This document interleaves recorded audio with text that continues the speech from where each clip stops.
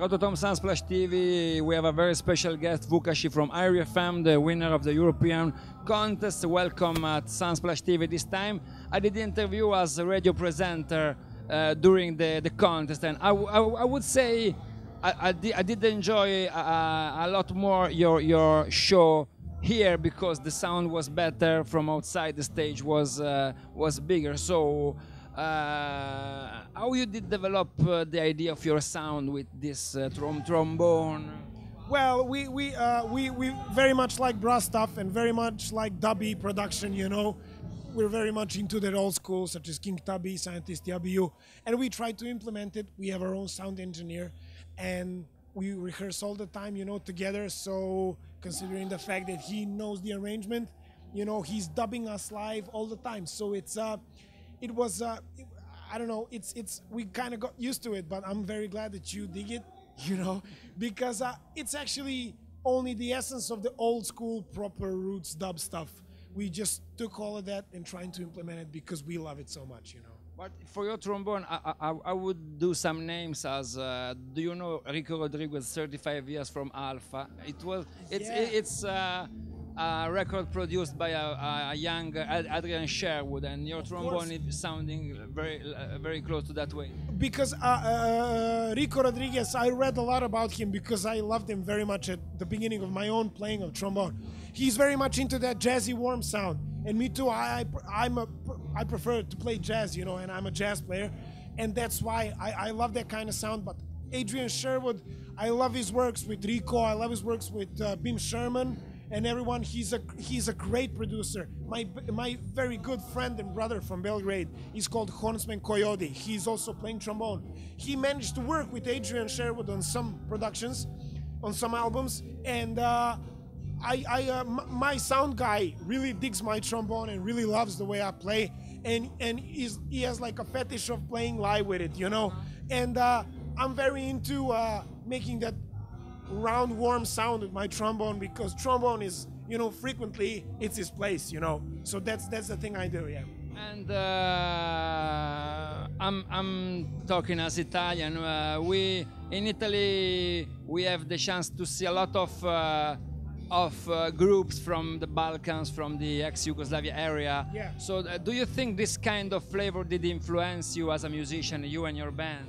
Well, to tell you the truth, Balkan music, and especially Serbian, Romanian, Macedonian music, have a lot of brass stuff. But to tell you the truth, very fast brass. Very fast brass and very fast rhythms, and yeah, like proper good ones.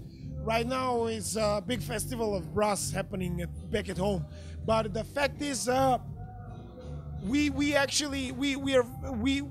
listened to our native, you know, like traditional music very much, but the crew is very much into roots reggae and jazz. Okay. And we actually didn't implement anything from our, you know, like original stuff, but currently we are working on our demos, and we've tried a lot of stuff with some trumpets and that, but we prefer to mix roots brass style with, you know, like bebop jazz stuff, and we, you know, we love that very much. We love to, you know, we kind of do it such as, you know, like we imagine so, in a way like what would Freddie Hubbard do with the trumpet line, you know, if he would play some reggae stuff, or, you know, like stuff like that. We have like another trumpet and saxophone player.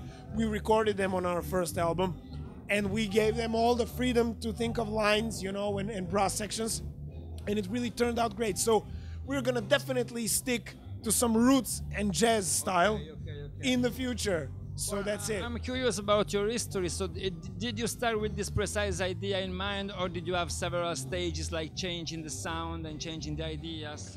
You know, to tell you the truth, we are very much into like UK reggae scene. And we, you know, we love Aswad, Cimarrons, Naturalites and Realistics, Linton Cressy Johnson, all the scene.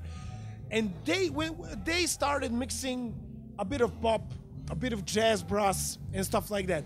And since the moment we've set off to do some reggae business, we wanted to do that. We were never actually that much into dancehall and raga. And besides all of that, we always wanted to try and make something a bit more interesting, a bit more non-typical, such as, like a 2 chords and a 1 drop. We just really wanted to avoid the, like becoming another typical roots reggae band. So we tried implementing some jazzy harmonics, some pop harmonics, and like a lot of vocals, a lot of backing vocals. So to tell you the truth, when we set it off to do reggae stuff, we started making, like song by song, and all the songs are right now on our first album. And I must say, and I'm glad for it, because you have to have a role model. It really sounds a lot more like that UK school. Okay. Of course, the foundation is Jamaican founders of reggae music and dubbers and everyone. But the thing that's most like our sensibility is, like in Aswad first albums, like Chapter, a new chapter. I think you're meaning the musicianship, because Aswad first record are very into that way. Those records, I mean, when I listen to those songs, it's every time it's like it's a first time. The whole island anthology, and the whole like a new chapter and a new chapter of dub. Those are really like a roots reggae relics. And the very last question, you did mention Horseman Coyote, so is coming from Belgrade. Can you tell me something about the scene in Serbia and in Belgrade in particular? Well, here's the deal. We have like 4 or 5 roots reggae bands.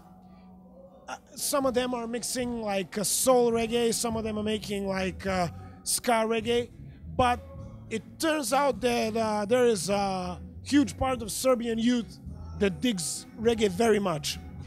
The main thing is that we prophesize all the time, and we talk about it all the time, and we spread the word all the time. We are a reggae band very similar to Groundation idea. We are not into singing about Jah Rastafari and about like the weeds and everything, the typical stuff. With all due respect, it belongs to Rastas from Jamaica.